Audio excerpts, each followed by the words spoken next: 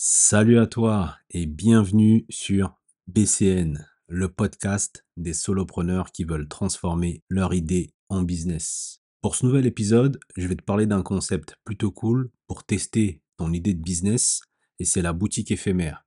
Je vais t'expliquer comment utiliser ce concept pour valider ton offre, recueillir des feedbacks concrets et ajuster ton projet avant de te lancer à fond.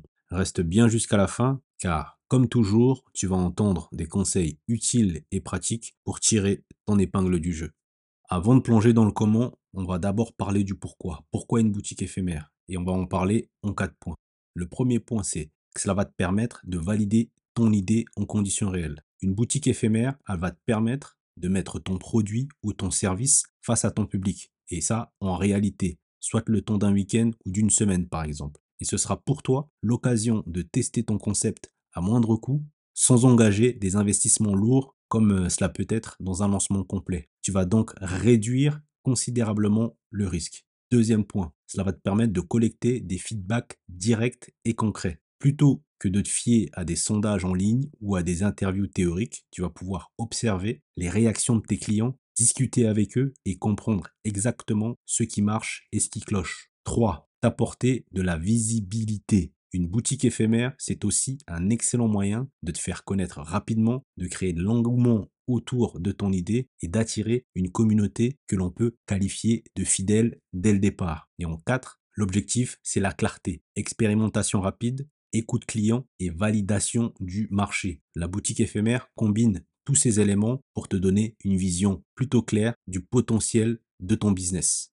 Maintenant, on va voir ensemble les différentes étapes à planifier pour organiser ta boutique éphémère. Première étape, définir ton objectif et surtout ce que tu cherches à savoir. Est-ce que tu veux tester l'acceptation de ton produit, valider ton prix, comprendre le comportement de ta cible?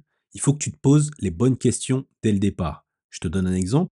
Si tu souhaites vendre des cookies artisanaux, ton objectif peut être de vérifier si ta recette plaît vraiment et si les clients sont prêts à payer le prix que tu proposes. Tu dois en amont définir clairement ton segment de clientèle pour orienter chacune de tes actions et obtenir la réponse à ces questions. 2. Tu dois choisir le lieu et la durée. Tu dois opter pour un emplacement plutôt fréquenté par ta cible et surtout même, j'ai envie de dire, ça peut être un quartier branché, un centre commercial ou un espace collaboratif. Et la durée, elle peut varier, comme je le disais tout à l'heure, soit un week-end, soit une semaine ou quelques jours.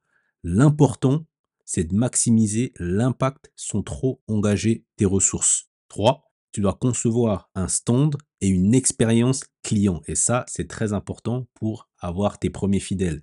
Tu dois créer un environnement qui reflète l'essence de ton idée. Donc là, tu dois quand même réfléchir quand même à ton branding. C'est important. Tu dois être authentique, cool, mais professionnel à la fois. Tu dois mettre en place plusieurs dispositifs pour recueillir les feedbacks. Questionnaire sur place, discussion informelle, adresse mail ou questionnaire en ligne, tout ce qui peut te permettre de recueillir ce feedback. Et ensuite, pour finir, tu dois communiquer en amont. C'est-à-dire que tu vas forcément être amené à utiliser tes réseaux sociaux, potentiellement les partenaires locaux ou aussi éventuellement des influenceurs pour créer l'événement. Tu dois annoncer la date, le lieu et ce que les gens vont pouvoir découvrir. Tu dois leur donner envie.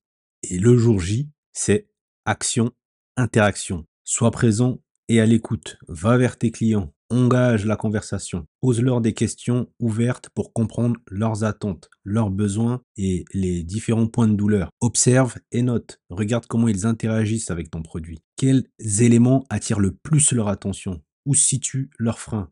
Demande-leur directement. Qu'est-ce qui t'a plu?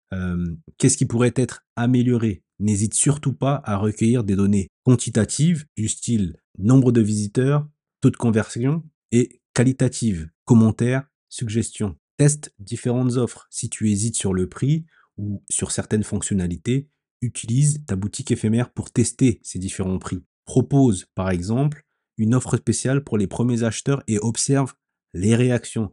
Cela va te donner des aperçus précieux sur la valeur perçue de ton produit. J'ajouterais que crée une ambiance d'expérimentation, montre que tu es en phase de test et que chaque retour, chaque feedback compte. Les visiteurs se sentiront beaucoup plus appliqués et ont envie de t'aider à peaufiner ton idée. Et c'est là que tu peux embarquer tes premiers fidèles.